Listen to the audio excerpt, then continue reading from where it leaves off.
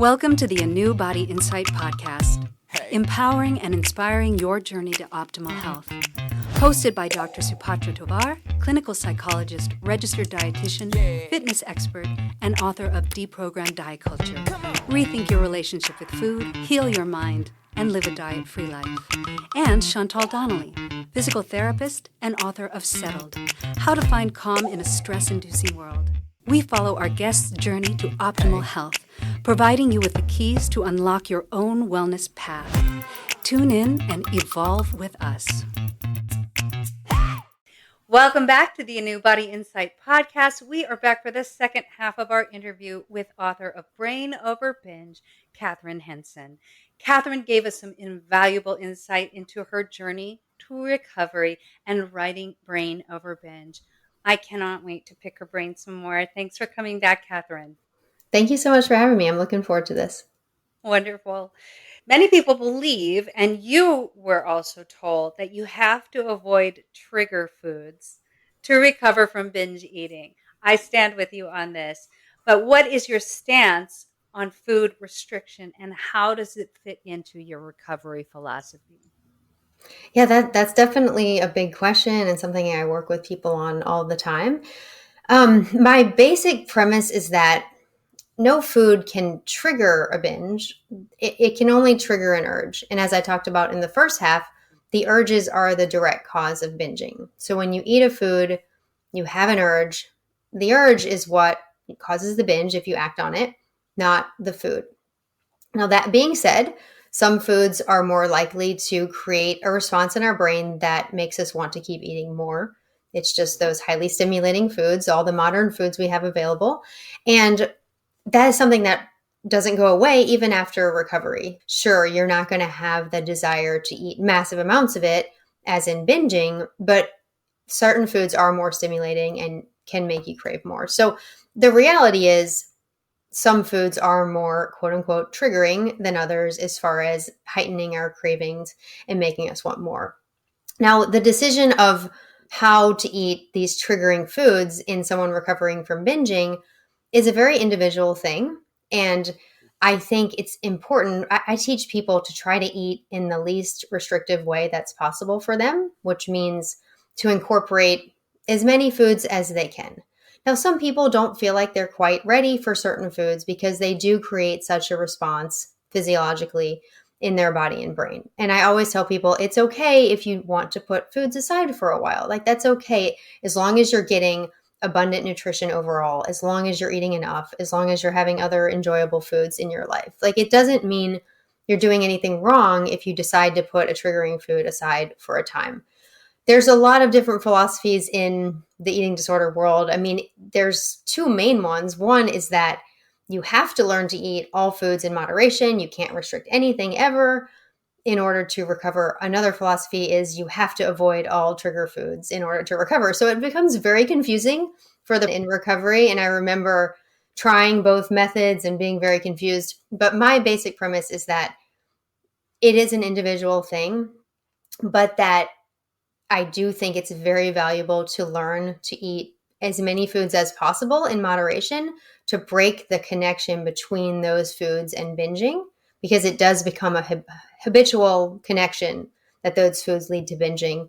The urges drive the binges. If you cannot respond to the urge, then that food no longer triggers the urge to binge anymore. It's just that basic deconditioning. Although, like I said at the start, you still may have some heightened cravings surrounding these certain physiologically, quote unquote, triggering foods. Does that make sense? That was a lot. Totally makes sense. And that's exactly what I do with my clients too. I have a philosophy that there should be no food that's off limits, because I think that when we create, and it really does come from dieting, we create these food rules and we also put morality behind food. We have good foods and we have bad foods, or this food's got a health halo and that one's the devil.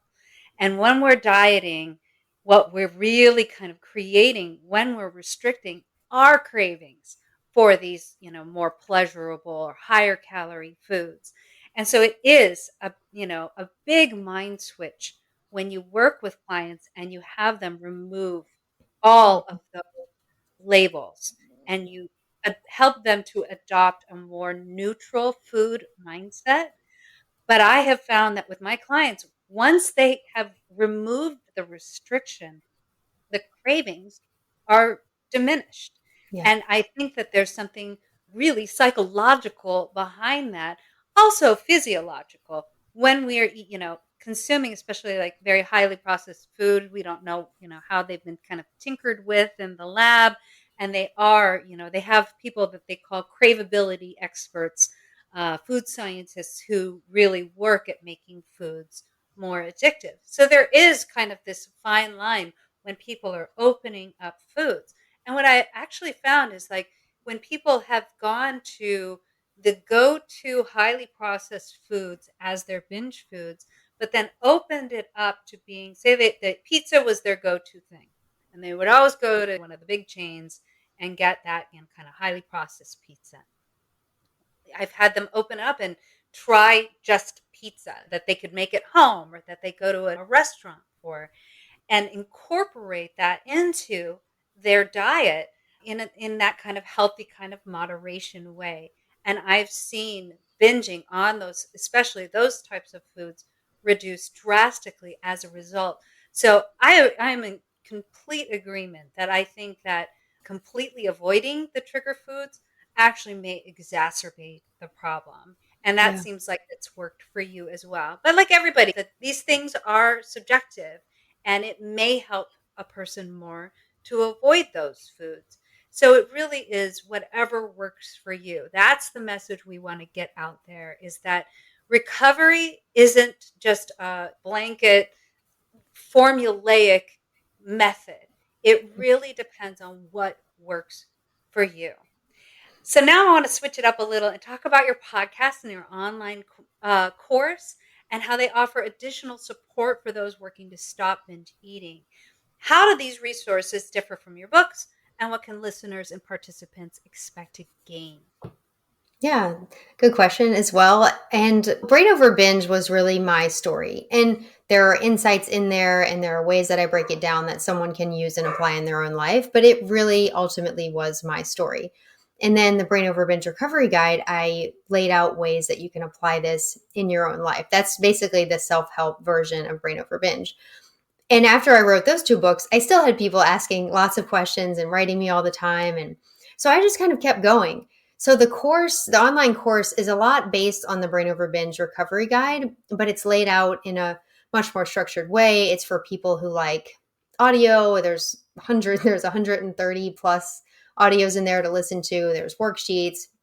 It's just a way to go through everything in a structured way and to apply it in your own life. And then the coaching is there's one-on-one coaching to work through things like we just talked about, how to incorporate trigger foods, how to learn to eat enough. I mean, that's a huge part of my approach, is learning to nourish your body. It doesn't have to be perfect. I call it, you need to learn to eat adequately. You don't have to eat perfectly, optimally. You just have to eat adequately. You have to nourish your body.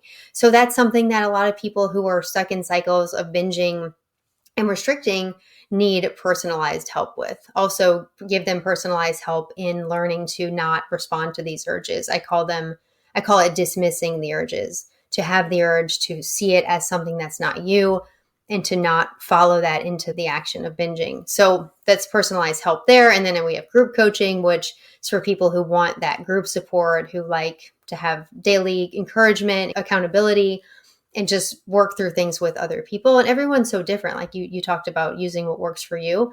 So it's after I wrote Brain Over Binge, I just kept adding things that I thought would help people, and all different types of people and all different types of situations. And as far as what someone would expect to gain from those additional resources, it is just more information, more insights. I have within those 130 audios, there's about 80 Q&As that are just basically any question I've ever been asked over the years, and I put them into recording. So it's really just more information and insights and strategies that are beyond the books. I love that. And give me a picture of how you help people get into nourishing their body. What kind of tips do you have for people? Because I think when they're coming out of a restriction world, they don't tend to have a lot of awareness of their body's cues. They don't have an awareness of when they're actually hungry, when they're actually satisfied. What tips do you have for people?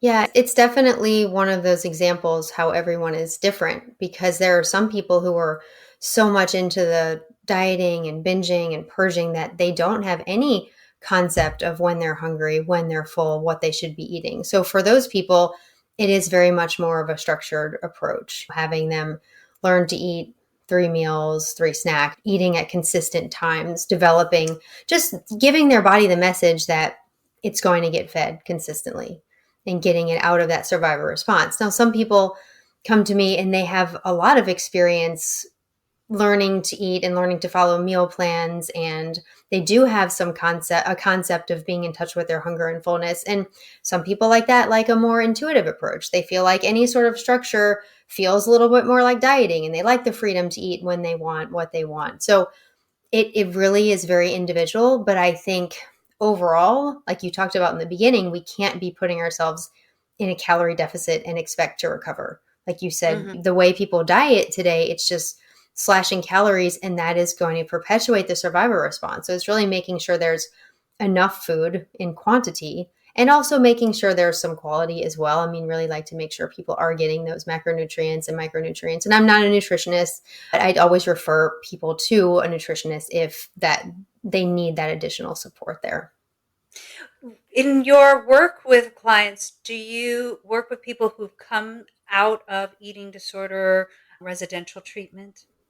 I have for sure all types of therapies, and yes, residential, inpatient, partial inpatient, like outpatient. Yeah, like for sure. There's been a lot of variety of what people have come to me with. And a lot of times there's valuable things I've learned there and different ways of eating that have helped. And it's really about looking at each person and taking whatever has helped them in the past and figuring out how to tweak it to allow it to work all the way, I guess, and work completely and allow them to give up the habit. I mean, of course, the medical part of treatment, inpatient treatment, and things like that is so valuable. Some people really get themselves into medical danger as far as being underweight, not eating enough, purging is medically dangerous. So always making sure that people are getting the proper medical help they need. And a lot of times those intense treatments are necessary to stabilize someone medically so that they can start to break the habit on their own. They can have that mental capacity then to work on recovery. Do you ever work with clients that have had a negative reaction to inpatient or partial inpatient treatment? Yeah, I mean, I've had people who go get like medically stabilized or go through that and then come out and fall back into the same patterns. So I think if you're not given the tools to understand the habit and understand how automatic it is and how the brain is going to respond once you get back out and face all your old cues and triggers and the things that make those urges come up, and you don't have a way to deal with that or you're not aware, it's very easy to fall back into the same patterns. So I have seen a lot of people who have gone into residential and then come out and start repeating the same patterns. But I think if there's more awareness there, understanding the cues and being prepared, that it's possible to have that successful transition. Yeah, I think I've seen a lot of people have difficulties with the kind of hyper structure that's Mm-hmm. involved in treatment, the oversight, being followed to the bathroom, things like that are just very difficult for some people, especially if they're not doing any compensatory behavior. Find that really intrusive. Yeah. And I know that there's reasons for all of it. I know that there's very important methodology behind it, and it's all designed to keep the patient safe. But I think a big complaint that I've seen come out of that is they wish that it could be a little bit more customized to their actual disorder and individualized. And I think that's really hard when you're working in a clinic and insurance is involved and you've got to, you know, take people from beginning to end of their recovery process in the most efficient way possible. But I think eating disorder clinics, if there was any way to individualize it, I think a lot of people would come out of there a little less. I mean, I think some people are very traumatized when you introduce like a nutritional supplement to them. They're like, Mhm. "Oh no, I had that forced down my throat practically in the center." It's interesting to hear your perspective and clients' perspectives that come out of that and that come to work with you. Give me a little piece of advice that you would give to somebody who feels completely trapped in cycles of binging and feel like they've tried everything. What would you tell them? Yeah, I mean, I would say you're never too far gone. It's never too late. It's always possible to turn this around. And if other people can do it, you can too. I think that's super important to see that there's absolutely nothing special about me as far as like how I was able to stop this. And I've seen so many people stop this behavior even after 10, 20, 30, even 40 years, like that they can make that decision and they can, and not, it doesn't even have to be in one day. Like you don't have to stop right away. Like you can make gradual changes. It can be a process. You can be compassionate with yourself along the way. I think that self-compassion is super important. Like even if you feel like you've tried everything, there's one more thing to try. There's another insight just around the corner. There's another strategy you could bring in. I try to help people see that recovery is boiled down to two basic goals, which I've talked about here a bit. One is dismissing the urges to binge, and one is eating adequately. So it really helps it feel less overwhelming to someone who feels like, oh my gosh, I've tried everything under the sun. Well, if you break it down to the two simple goals, not always easy, of dismissing the urges to binge and eating adequately, it it just makes things feel a little less overwhelming because you can ask yourself, what's one thing I could do that would help me dismiss the urges to binge? What's one thing I could do to help myself eat adequately and make sure I have enough food and I'm out of that survival state? And if you frame it in that way, it makes you feel like you actually have a path instead of feeling so overwhelmed with a lot of the things that are told in conventional therapy about, okay, I need to solve my depression. I need to solve my self-esteem. I need to figure out my past. I need to figure out my relationships and solve all my triggers. And oh my gosh, it can feel so overwhelming. So if you Mhm. just tell yourself it's always possible to recover, and I just need to get a little better at both of these two goals every day, and then eventually you start seeing some positive change. Absolutely. I think you're talking about a simple, fundamental mindset shift in Mhm. that when we look at diet culture, especially, diet culture is basically, we're just inundated with these messages that we're not good enough, that there's something wrong with us, that we need this or that, or this diet or this product over here in order to be whole. And so a lot of people come into treatment with that mentality. And I think switching people's mindsets and understanding that's the problem, that it's not themselves that's the problem, is what they've been inundated with, is the first step in shifting that mindset. And I completely resonate with you in that once you get rid of that influence, then all you're left with is the body, is the mind, is what's going on inside. And the more we can tune in to the body, because the body, especially, the mind can be a little funky and not necessarily be our friends sometimes. But the body is always telling us the truth. And I think that is so valuable. We have been conditioned to ignore our body, ignore our hunger, ignore the signals from our bodies, and try to fit ourselves into this little square peg into a round hole. And when we actually tune into our body, when we listen to our hunger, we're actually befriending our body. And I think really reconditioning our thoughts in that hunger is actually good. That's why I get a little wary with these weight loss medications that just kind of remove the whole concept of hunger, because I think that once people actually tune into their hunger and they allow themselves food, then they tell their body that you're safe.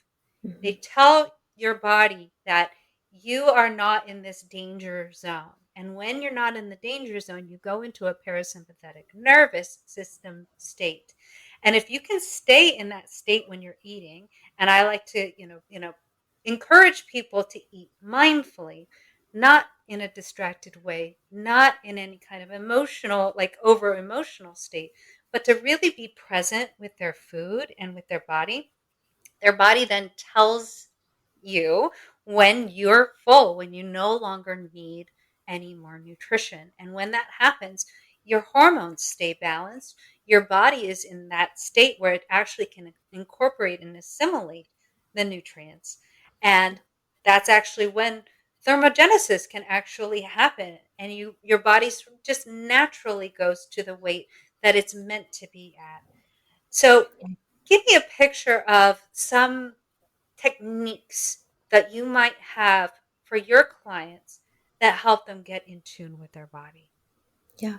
I love everything you said there, because it's so right that once you get in tune with your body, then you can start to trust your body to regulate your weight on its own. It doesn't then feel like something you have to control, because when we try to impose that control, a lot of times it makes us just more out of control. It heightens cravings. And once you can, develop that peace with your body, it opens your life up in so many ways. Totally. So many of us that have been involved in this weight struggle, it makes your life smaller. So you're just obsessing of calories and pounds, and there's so much more. When you can just release that and allow your body to be what it is, it's so much freedom. And it doesn't mean giving up on health. It doesn't mean giving up on fitness. It doesn't mean giving up on feeling good. Some people think, oh, you're saying to give up dieting, that means you're saying not to be healthy. No, quite the opposite. Like, giving up dieting is a very healthy change. So to respond to that, as far as like specific strategies, so like I said, I boiled down recovery into two basic goals of dismissing the urges and eating adequately. So within that framework, there are so many things that can help people better dismiss the urges and better eat adequately.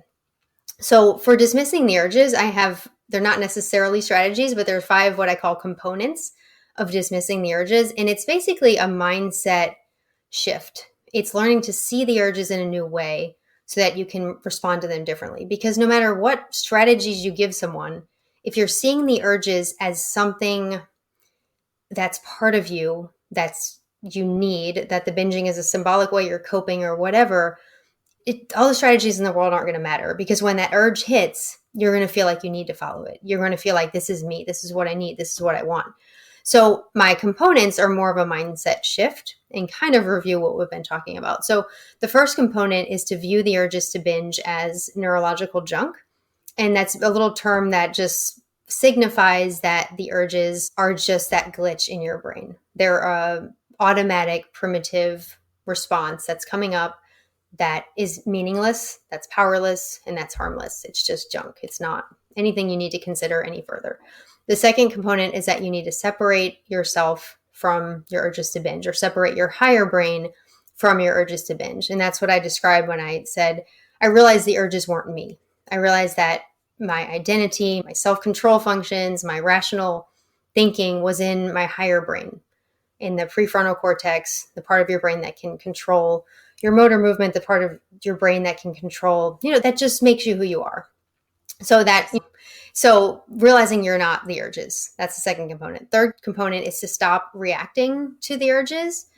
And it's impossible to control all our reactions, but it's about being as unemotional as possible about the urges and not letting them get you frustrated, upset, angry. Like, they're just there. They're not meant to hurt you. They're just that primitive survival response, and just trying to react to them less. And it goes back to what you said about the parasympathetic response, or the sympathetic response. When you're in that fight or flight, in that really sympathetic response, it's harder to access that higher brain. It's harder to access that self-control. So the less you react, the more you stay in that calm state where it's easier to act in ways that align with who you are.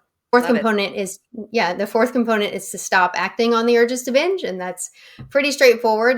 But that's like the cure. I mean, that's how the brain changes. When you no longer follow those habitual pathways, those pathways change. It's the whole concept of neuroplasticity, which is a well-researched concept. What you no longer use in the brain, you lose. So not acting on the urges, it's really the cure. And that's made possible by viewing the urges in a new way. And then the fifth component is something you also said, and that's to celebrate success. Celebrate yourself when you don't act, because that also creates brain change. That solidifies a new habit that helps you really just repeat the success by strengthening that self-control function, and celebrating, like dismissing an urge, and also celebrating like the benefits of not binging and all the things that open up in your life. Although they're not like specific strategies, those are the components that make up dismissing urges. And as far as eating adequately, there's so many different ways as far as eating adequately, there's many strategies people use, and it's a very individual thing, but it's all about eating enough quantity and eating quality food as well. Absolutely. And I would add on just being present with your food. I really think that we have become conditioned to just not even think about the food we're eating because we're so scared of the calories and we're scared of this fat content and we're worried about this or that. And is this healthy for me? And I don't think that serves us when we're eating. If we can just sit and be present with our food and appreciate it for its nutritional quantities and qualities, for the way that it looks, for how it feels in our mouth. When we actually slow down and we're present with it, we don't tend to shovel the food down. We don't tend to dissociate from it. We tend to be there with it. And when we're with it and we're in our senses, we're naturally in our body. We're naturally aware of how our tummy feels. We're naturally aware of how our mood is changing. And I think when you really practice it on a deep level, your body also is going to tell you what it wants to eat before you eat it. And I think that is so important to honor that and to not be afraid. To say it's like, my body's, give me pasta. Don't be afraid of that. Your body's calling out for carbohydrates, specifically ones that might help energize you quickly. Act on it and see what happens. And I think when people really employ these techniques, they find joy in eating. And that to me is the ultimate goal, because I think and food is just such a wonderful pleasure. It is exactly what's keeping us alive. So we shouldn't be dissociated from it. We should be present with it. And I'm so glad that you and I really feel like we resonate on a lot of the same levels. And I am so grateful that you reached out to me and that we can do this podcast swap. I cannot wait to be on yours. And we're out of time for this one, unfortunately. Well, thank you so much. This has been amazing. I appreciate all your great questions and your insights as well. And I'm very much looking forward to you being on my show. Yay, I cannot wait. All right, everybody, please go out and buy Brain Over Binge. Oh, please tell everybody how they can get that and how they can work with you. What are all of your handles? Yeah, I mean, Brain Over Binge is available on Amazon in audiobook and all the other formats, but you can find everything on brainoverbinge.com. That's where you can find my course. You can find the books there too. You can find coaching, one-on-one coaching, group coaching. So yeah, and the podcast is there as well, and the blog. So brainoverbinge.com is really the best place to find everything. Yay, a one-stop shop. Please, everybody, go and read, listen to the podcast, get the recovery guide, everything, because Kathryn really knows what she's talking about. And we're really grateful that she's out there in the world helping people recover from binge eating, which is no small feat, but it is totally possible if you adopt the right mindset. So thank you so much for tuning into the ANEW Insight Podcast. We are looking forward to our next exciting interview, and we really hope you join us next time. Thanks, Kathryn. Thank you so much. Thanks for tuning into the ANEW Insight Podcast. Please remember, the content shared on this podcast is for entertainment purposes only and does not constitute medical advice. You can find us anywhere podcasts are streaming, on YouTube at my.anew.insight and at anew-insight.com under the ANEW Insight Podcast tab. Follow us on our socials at my.anew.insight on Facebook, Instagram, TikTok, and Threads for more updates. Tune in next time and evolve with us.